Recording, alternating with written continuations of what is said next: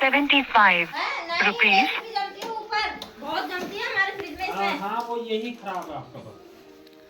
ये तो बहुत नहीं नहीं अंकल मारेंगे, अंकल मारेंगे।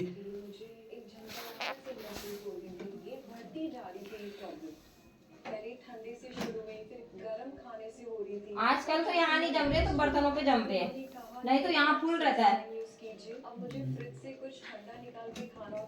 ओमे छेड़ना नहीं है। छोड़ा नहीं है, हम पकड़ के ले जाते हैं छोटे बच्चों को, फिर हम इनमें बैग में बंद करके ले जाते हैं। देखो बैग है हमारे पास, तो छोटा बच्चा बैठाया और चलती है।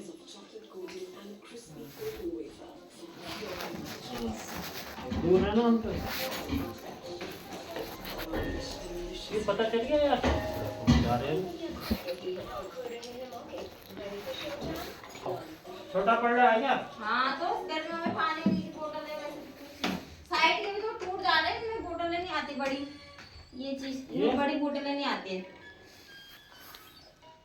बताओ कितने का बेचोगे? आप बताओ तो आप कितने में लेते इस फ्रिज को? आपको ही देना था हमने। मैं तो भाभी 1500 रुपये का खरीदता था।